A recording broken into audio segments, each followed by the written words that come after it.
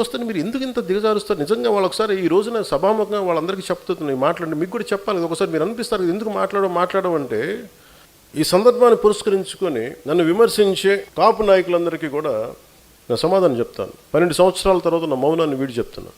నేను ఎప్పుడూ వచ్చింది ఒక కులం కోసం రాలా.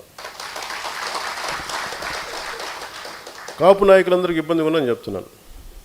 నేను ఒక కులం కోసం రాలా. నా దేశం కోసం వచ్చాను, నా నేల కోసం వచ్చాను, నా రాష్ట్రం కోసం వచ్చాను. మీరు నన్ను ఒక కుల నాయకుడిగా పెట్టాలనుకుంటే ఒక పని చేస్తాను. నన్ను విమర్శించే కుల నాయకులందరికీ కూడా, కాపు కుల నాయకులందరికీ మీ గురించి ఒక చక్కటి వివరణ ఇస్తాను. మీరే ముఖ్యమంత్రి అభ్యర్థిగా మీ అందరూ ఏకాభిప్రాయం సాధించండి. నన్ను విమర్శించే వాళ్ళందరూ ఒక ఏకాభిప్రాయాన్ని సాధించాలి. ఈ మధ్య నన్ను విమర్శిస్తున్న నాయకుడిని మీ పని చేయండి, మీరే ముఖ్యమంత్రి అభ్యర్థిగా మీరు ప్రకటించుకోండి, మీరు నిలబడండి. సంపూర్ణంగా మీ వెంట ఉండే ఎంతమంది కుల సభ్యులు ఉంటారో వాళ్ళందరితోటి మీరు ముఖ్యమంత్రి అయిపోయిన సంతోషం. నేను కూడా మీకు కంగ్రాచులేట్ నోట్ పంపిస్తాను. మీరు ముఖ్యమంత్రి నా మీద కూడా కేసులు పెట్టుకోండి, గతంలో వీడు ఇలా చేశాడని చెప్పి. ఇబ్బంది లేదు నాకు. విమర్శించే కాపు నాయకులు కూడా నేను ఒకటే చెప్తున్నాను, మాట్లాడితే రంగా గారిని పట్టుకొస్తారు.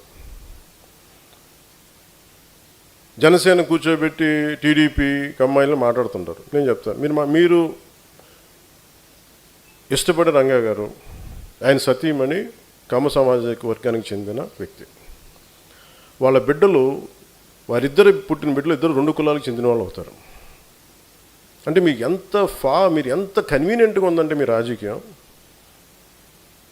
అది చూడరు. ఆయన బతికున్నప్పుడేమో వైసీపీలో ఉన్న నాయకులందరూ కానీ ఇక్కడున్న నాయకులందరూ కూడా ఆయన బతికున్నప్పుడు ఒక్కళ్ళు మాట్లాడాలి ఆయన గురించి. చనిపోగానే ఈరోజు అందరికీ కోపాలు వచ్చేసింది. ఎందుకంటే మరి ఏం కూర్చోబెట్టి నా మీద పడ్డారు. నేను ఎప్పుడు కులం ప్రస్తావన తీసుకుని నేను ఎప్పుడు రాలేదు. చిన్నప్పుడు ఒక్కొక్కసారి ఒకసారి నేను చీరాల్లో పెరుగుతున్నాడు అడిగాను, మా అమ్మని అమ్మ మనం ఏమిట్లని అడిగాను. ఎందుకు ఇలా చండాల ప్రశ్న వేసాను మా అమ్మ. దేనికంటే స్కూల్లో మా ఫ్రెండ్ వాళ్ళ ఇంటికి క్లాస్ ఇంటికి వెళ్తే వాళ్ళ అమ్మ అడిగింది మీరు ఏమిట్లా అంటే, నువ్వు నోరు మూసుకుని నీకు ఇలాంటి అడగను. ఎందుకంటే మా ఇంట్లో మాకు తెలియదు. మా father being a socialist, it's always about society. మానవత్వాన్ని చూసాం కానీ కులం అనేది ఒక సోషల్ ఫ్యాక్ట్. మనం పుడతాం దాంట్లో ముందుకు, అంతేగాని దాంట్లో కూరుకుపోం కదా. దాన్ని అర్థం చేసుకుంటాం, గౌరవిస్తాం. కానీ కూర్చోబెట్టి పదే మాట్లాడడానికి విసుగు వచ్చేసింది నాకు కూడా. ఇంకెంతకాలం మాట్లాడతారా మీరు? ఎంతకాలం మాట్లాడతారు ఒక్కొక్కళ్ళు?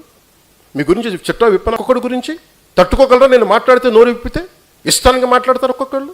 మనోహర్ గారు కూడా రాకూడదు అంటారు, ఆయన కమ్మంటారు.